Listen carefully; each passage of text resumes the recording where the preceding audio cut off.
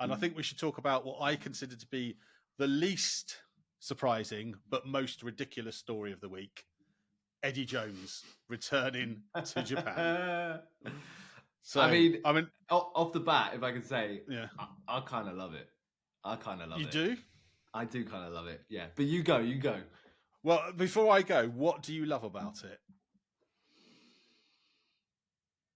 I don't know. It just feels like hijinks. It feels like the naughty boy at school. It feels like, I don't know, you always...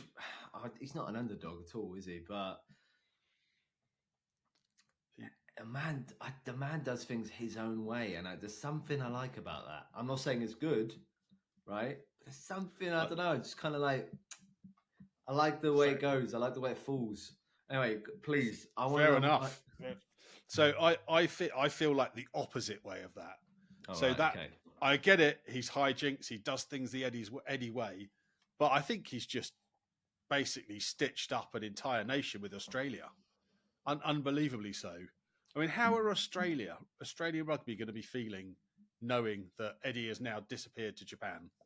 Relieved. I mean, I think they're going to be pretty. You think? Well, I've got some thoughts about that. Relieved, as in that was the pretty much worst World Cup performance by Australia ever.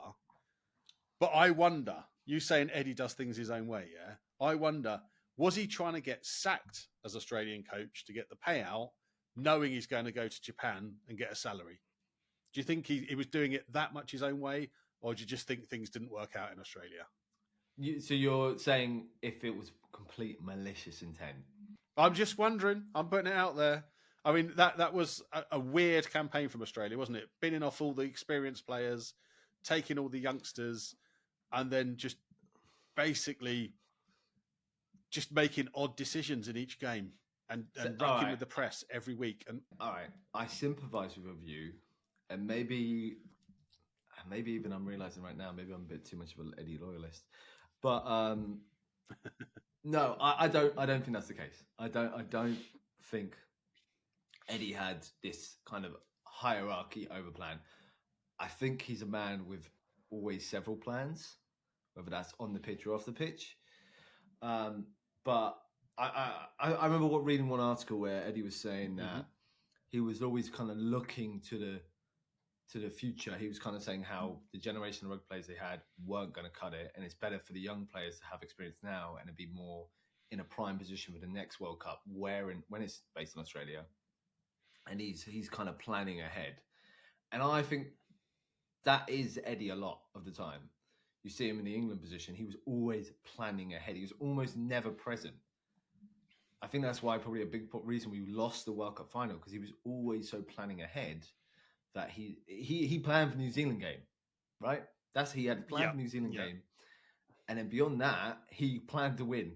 So he planned to win the World Cup. But he didn't plan... I don't think he planned presently. I think he was always looking ahead, which, yes, may harbour poor results in the immediate future, but is always with the bigger aim in the later down the line. So from the Australia job point of view, then you're saying he wasn't planning for the 2023 World Cup. He would have gone into that role thinking about the 2027 World Cup. Well, that's a big reason what he said about the squad. He said he got rid of a lot of the older players so he can have the younger players have a go to get their experience, to get them an understanding of what the game's like, what it's like being in camp, especially an Eddie camp, which we know is extremely brutal. Extreme, yeah, absolutely. So, accepting then Australia will be quite pleased he's gone. They obviously weren't planning ahead with him then, yeah? They were thinking, I think that's enough. One World Cup's enough. Let's be honest, though. I really think I'm finding out I'm a bit of an Eddie loyalist. Were Australia Rugby ever set up to do anything decent? Possibly not. I don't think so. But then why did he take the job? For me, he's lost. Because you're asking two different questions here. You're asking two different questions. Yeah. So there's what you're talking about Eddie, what he wanted for the job, and do you think he was trying to look for the future? And then you're asking why he took the job. They're two different questions. I'll give you two different answers if you want that. Yeah, do you know First what? one, I guess I'm so incensed by it, I don't even realise I was asking 2 questions. But you answer both of them for me. Yeah. the first one, basically, I'm saying is Eddie and Australian rugby were never aligned because I don't think Australian rugby have a future plan because I think Australian rugby, Eddie's not the one who's let down the nation before that. Mm-hmm. Australian rugby and its institution has let the game dip and dip and dip over the last 5, 6, 7 years. That's not Eddie, that's Australian rugby. And I think one of the reasons I read in the article, what I've read online rather, is Eddie had suggested that Australian rugby weren't prepared to give him what he felt was needed to help build the team for the future. This very well may be cop-outs. But I do believe that is the truth as well. I do believe Australian rugby would have not had the infrastructure or the future planning to even facilitate the capabilities to win a World Cup in 4 years' time. Never mind having someone come in and rip up the whole system and reshape it for a future plan. I think Australian rugby are just kind of like a group of individuals just hoping to win the next game rather than trying to find an identity. Yeah, makes sense. I guess you said something really interesting there that struck a chord with me, that you felt that whatever Eddie was saying about that was probably the truth. Do you think he is a credible individual now? Is he somebody we can trust what he says?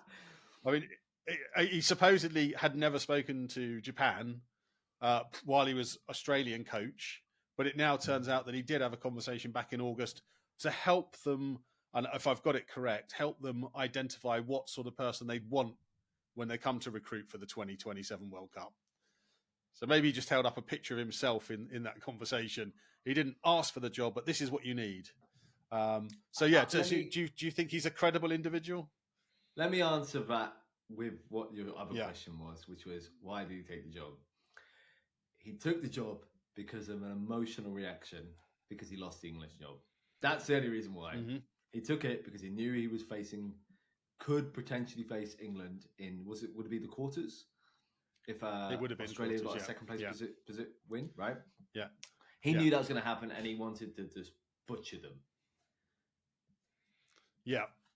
And I guess probably after the first or second game, he knew that wasn't happening just based on their performances, and it all went downhill from there. So I think from my perspective, it's a hard one to say, is he credible? Because obviously when he started with England, he did an amazing job. I mean, he won 18 games back to back, and he brought a lot of belief and credibility to that team. You know, without him, England would have never managed that. But as he's conducted himself, it's almost like you can only deal with Eddie in small bursts. You know, you can have him for 2 years because his style will only last that long before things start to unravel. If he's there any longer, it just seems that he then hits a decline. So I think maybe partly what you're saying, it was an emotional reaction, which I totally understand. Actually, I hadn't thought about that until you mentioned it, but it does seem very Eddie-esque that he would have that sort of emotional reaction and just want to beat England to show England that they were wrong to get rid of him. And my personal belief is they weren't wrong to get rid of him. I think he'd run his course.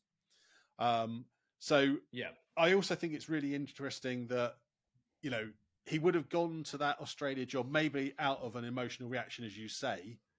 Yeah. But surely it would have been the World Cup in Australia in 2027 that he'd wanted to have won, because that goes right back to 2003, doesn't it? When he was the Australian head coach when they got beaten by England. And so I'm surprised it hasn't lasted longer, just because I think the prize at the end of that is massive. But I guess my question for you, now he's gone back to Japan, where he was reasonably successful. He certainly ingratiated himself and embedded himself in the Japanese culture.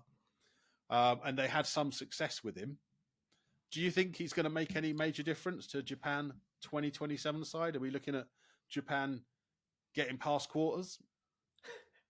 No, not Me at all.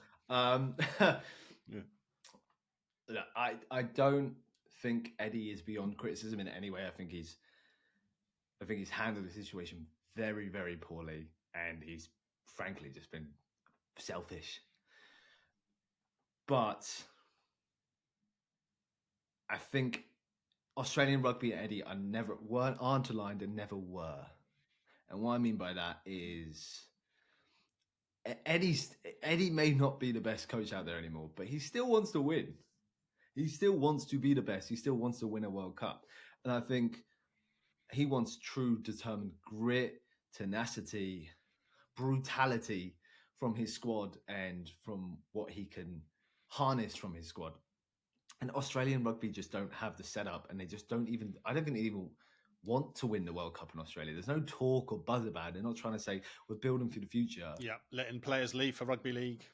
And I think that's why, although I think he won't do anything in Japan, Japan makes more sense for Eddie's style because they're very respectful culture, very serious.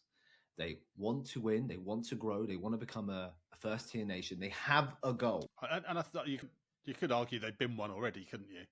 Or certainly on the very much cusp of it. Yeah. So I think with that, Eddie still has something he can achieve, and I think that's what he is. He's just a bloody hungry boy, always trying to achieve, and he'll step on anyone to do it.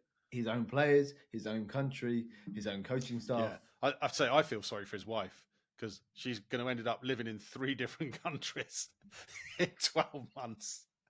But yeah, I mean, I guess back to he's not going to win the World Cup with Japan. And if he ends up winning the World Cup with Japan, I would have to happily eat your hat because I just don't think there's the country. There's there's not the infrastructure there. There's not the players there. There's not enough games. I mean, even their professional season is only like something like 12 games. So I think if he had no chance with Australia, he's got even less of a chance with Japan. But you never know with Eddie. Maybe he'll ping up another country. I mean, 4 years is a long time. He could be at another 3 countries between now and then.